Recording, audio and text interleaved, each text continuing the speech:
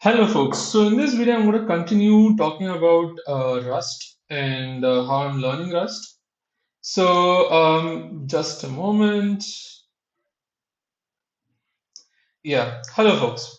So, in this video, I'm actually continuing my learning of Rust. And the last thing that I wrote, like in Rust, while learning Rust, was actually programming a guessing game. So, I have written this much code. And I was actually looking at the prelude, what this prelude means. Let's look at the definition of prelude. So let me actually click this up and say prelude define. So an introductory performance event or action preceding a more important one, a preliminary or preface. Great. So in this case, I think for us there's a prelude, and I was looking at the prelude in the standard library.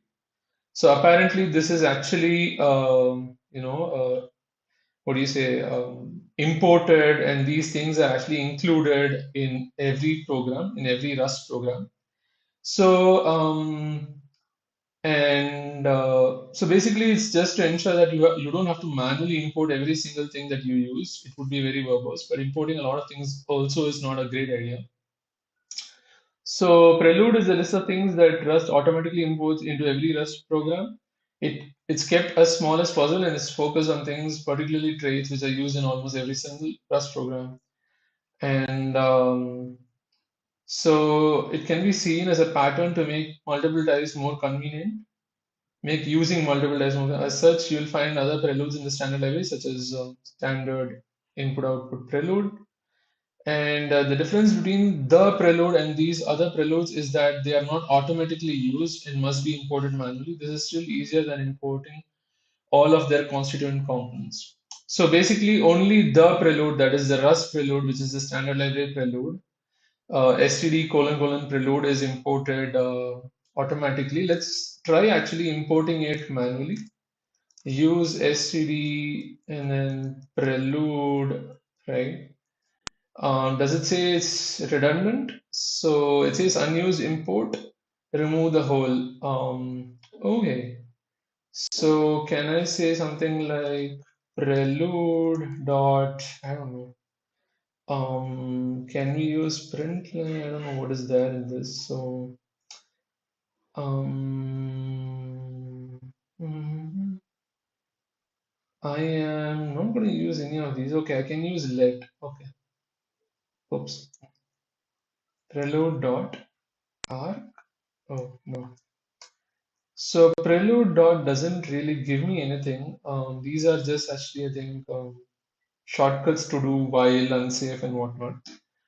Um, Only IO dot lets me do stuff. Um, so yeah, I mean here you can see. Oh, I have to say prelude, not dot. It's actually colon colon, and then you can say Rust 2015, and then maybe colon colon none, something like that. It still says it's unused. What is none? Okay, maybe I can use. I don't know Rust yet so much, so let me try to actually put a. What is default? It's a trait. Okay. I don't know what's a trait. I think it's something like an interface. So, can I use something else? So there is drop, concat, assert. Maybe I can use something like say stringify and then put a semicolon here. And yes, you can stringify its arguments. This macro will yield an expression of type static string. So I don't know what this is. I think this is something related to borrowing or ownership or something. I don't know. And this single apostrophe, which is a stringification of all the tokens passed to the macro. So it's a macro because that's where you have exclamation. And no restrictions are placed on the syntax of the macro invocation itself. Note that the expanded results of the input tokens may change in the future. You should be careful if you rely on the output. Okay, so So yeah, I'm able to use it, but I can actually use this even without using the prelude, I think. So as you can see, I can still use it directly and it will go to the prelude. So this is part of the built-in. So as you can see, it says Rust up toolchains. This is the Apple Darwin 64-bit library, Rust library, source, Rust library, core library, source, macros, module, and then built-in. Just a moment. Okay, so now you can actually see that module. Now you can actually see that Stingray can still be used and it's part of the core macros built-in. And I can get it from the Prelude also. I can get it from Rust 15, 2015 or Rust 2024. There are multiple. So as you can see, there is Rust. There is also a V1, and then there's 2015, 2018, 2021, 2024. So I was looking at this basically to understand what these are, and I found out that you can actually see it here. So the items included in the Prelude depend on the addition of the crate. So the first version of the Prelude is used in 2015 and 2018 and lives in standard Prelude V1. That is the first version that was used in Rust 2015. So Rust 2015 and 2018 simply re-export this Prelude. It re-exports the following. So if you actually type out, use standard prelude. Oh, we have to put this prelude v1. You can actually click on this. You can click on any of these. You can click on STD and it will go to the Rust standard library. So as you can see here, I actually opened up a lot of these things. I'll show you how I opened them. So, and then you can actually see how I can go to the prelude. So it says the Rust prelude. So I have opened this up. So when you actually go to standard library, it goes to this, right? So you can actually see it's lib Rust library, source, Rust library, standard library, source, lib. So it's all under source. The other stuff is, I think, benchmarks probably and then tests. Okay, so and then you can actually see the cargo tool. It's a public dependency and stuff like that. So and the repository it lives inside Rust. I think the compiler, and it says it's the 2021 edition. Interesting. So yep, and I mean I think this means the edition key affects which edition your package is compiled with. So I think they're using 2021, but you can use things like other editions. I still have to learn what this means when you mention it over here and use specific editions like 2015, 2018, 2021, 2024. There is no 2025 yet, from what I understand. So it's actually April 23rd, 2025 now, like when I'm talking now, when I'm recording this video. So now you can actually just click on standard library and you can see it's in the librs. There are many other files over here, and I think the directories are called modules. So this is called the library itself. I think is there a mod.rs macros.rs? There's no mod.rs here.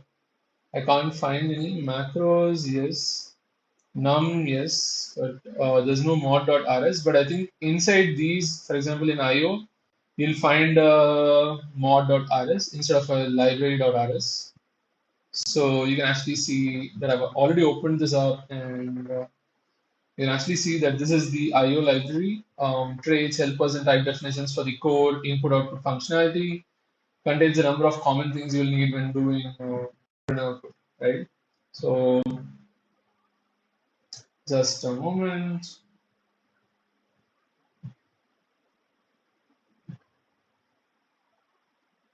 Hello. So I'm back, and so I was talking about standard prelude V1, and so you can actually click on standard. Or you can actually click on Prelude and you can actually see these. So in standard, there is a library.rs, there's no mod.rs. But in Prelude, there's a mod.rs, there's no library.rs, and then there is actually a v1.rs. So you can actually see it goes to v1. The first version of the Prelude of the Rust standard library. See module level documentation super for more information, right? So this is for module level, as in it means standard library module. So if you click this, I go here, yeah, the Prelude, um, right? And does this have? Think here there is Prelude, yes. This one has library, but this one is module, yeah. So, so it says super, all this goes to that. So I think super, if you click, type this, it just goes to that, I think. So I think this can also be changed. You should be careful about how you don't change these files. I remember somewhere I saw that you shouldn't change these files. Um, for example, I think in the analyzer documentation, I noticed it, I think. So click start, install the manual, okay. So I think it's supposed to, one moment.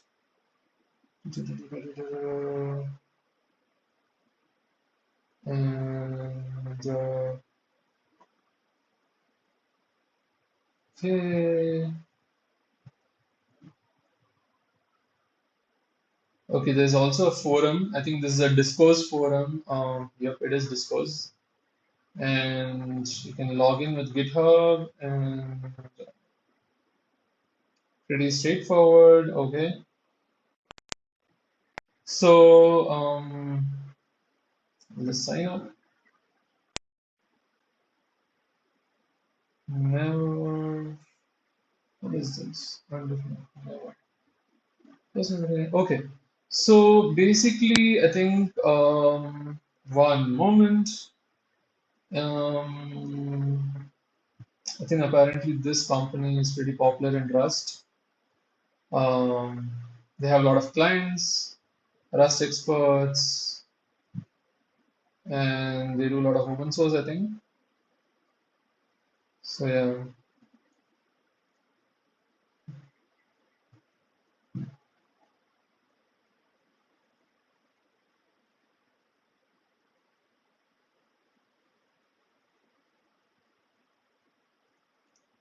So how does interesting. So they have a lot of experts, I think, and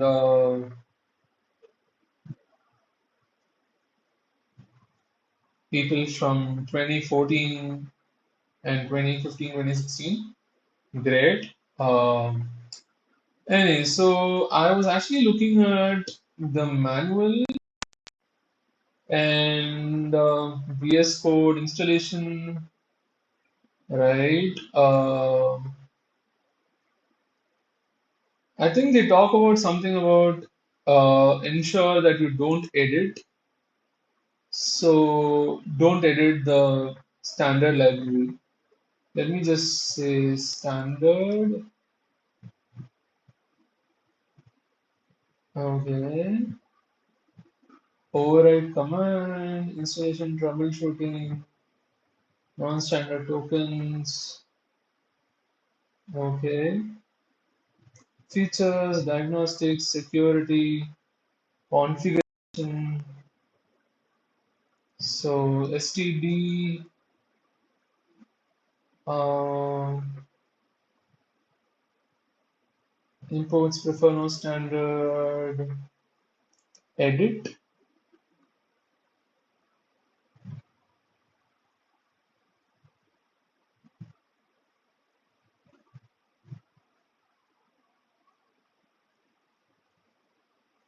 Not not sure. Maybe I should see the welcome of this to understand. Debugging read, big picture, source code, anyways. But yeah, basically you should not change the what do you say, the whole uh, library stuff over here. Like you can actually edit it over here, but ideally you shouldn't. And I'm just looking for the configuration for that, but I'm not able to find it. Um, so the installation section contains details on configuration for some of the editors. Is configured via LSP, so language server protocol messages, which means that it's up to the editor to decide on the exact format and location of configuration files. So no edit. Let me look for that. Edit. Yeah, it's not there. Um, Let me look for library. Yeah. So relative. Okay, version manager. Relative part to the sysroot library sources. Lib. Okay. Module. Whether to prefer import paths containing a prelude module. Um, and anyways, I'm not able to find it. So option.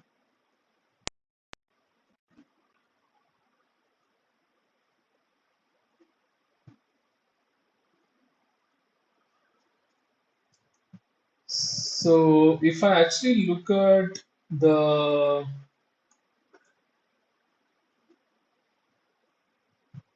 BS, so this is for the MD book. Okay, this is different. So this is for the MD book thing. Source. Let me look for this. Welcome maybe or something like that. VS Code.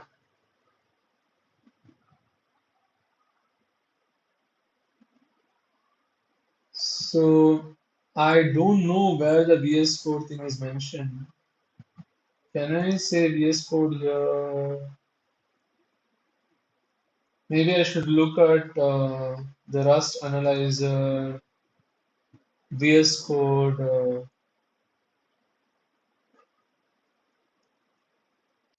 and Marketplace.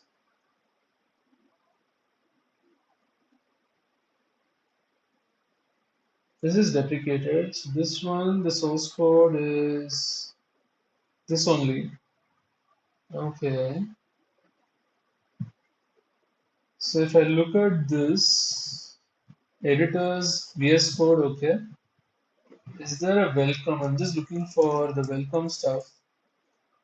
Um, Code completion, imports, insertion, and then and more check the manual, install the extension, walkthrough. Yes. So there's a walkthrough setup step. So it says read only include, and it says cargo registry to mark Rust library sources as read only.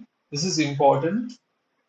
Or else I don't think I've done this. So I'll go to the settings.json and I think I'll do it at a this level. Um, so extensions, um, files.read only include. Okay, file read only exclude include. Yeah. Add pattern to mark as read only. Glob patterns are always evaluated related to the path of the workspace unless they are absolute paths. So okay. So can I setting as JSON? Okay. I need to add this as a JSON. Let me try to see if I can actually use the JSON. Um, how do I go and find the JSON for this?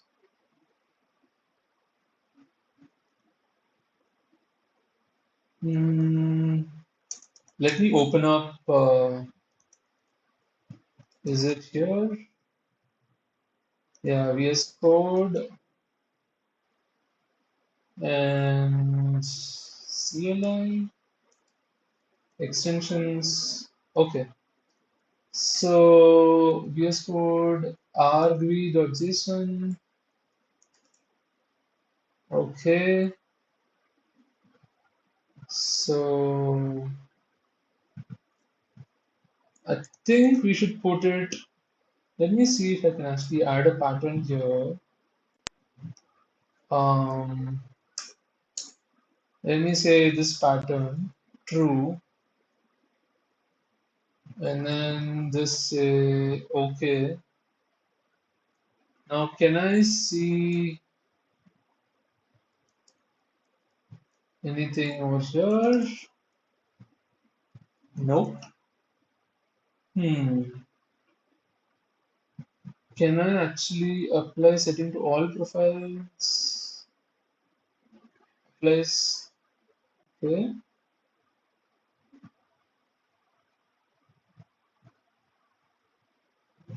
Hmm. I'm wondering where is the user level VS Code user level settings.json. I think it's in user settings. Okay. macOS its library application support and code user settings.json. Okay. Okay. So let me go and look at that. Okay, so there are a lot of things. I'm just looking at this. Okay, awesome. So it does say this, right? This is what I wanted. So if I look at this, um, this is what I wanted. Um, okay, let me get this also here, and this also here, so that I don't change the library anywhere. Right, so now I can just get rid of this and I can ensure that it's there here and I close this and now I don't think I can change it. So editor is read only because the file was set read only via settings. Click here to configure. So here is the thing and if you try to edit so or toggle for this session. If you toggle it off then yeah, but if you open it again, okay. So this session, yes, but if I close this up and open it up again and say I go to guessing game, in this session it will not allow, right? So right, so now I can actually look at the prelude and try to understand, where the V1 is coming from, prelude is coming from, and whatnot. This is the first version, right? And I have so many of them opened up. I'll show you. So if you click Prelude over here, this is the Rust Prelude, and it's inside the standard library source Prelude, and then inside that, and there are other things apart from the Prelude, and then you can actually find the library itself in lib. You can come here, you can actually see Rust library, standard library, lib, which is inside the Rust up toolchains, lib, Rust library source, Rust library, and whatnot. So here you can actually see there are other stuff, binaries and all that, cargo, I think this is Rust language server, GDB, GNU debugger, I think, and then GUI, graphical user interface for that. And then I think LLDB is again a debugger, so low level debugger or something like that. And then doc, and then compiler. So in the library, you have Rust library, and then you have dynamically linked library, I think. And then libexec, and then there's a shell for man pages, doc, and then ZSH. So in Rust library, there's sources, etc, etc, and etc, and there is some Python files interesting, and this and some commands interesting, and you can actually see there is Rust library, and then there's source, Rust, and this is for the LLVM project again. So, and then there is library, and then you can actually see again standard and other libraries again. So alloc for allocation, I believe, and then core. So you can actually click on the standard preludes mod.rs, and you can also see the other file, this v1.rs.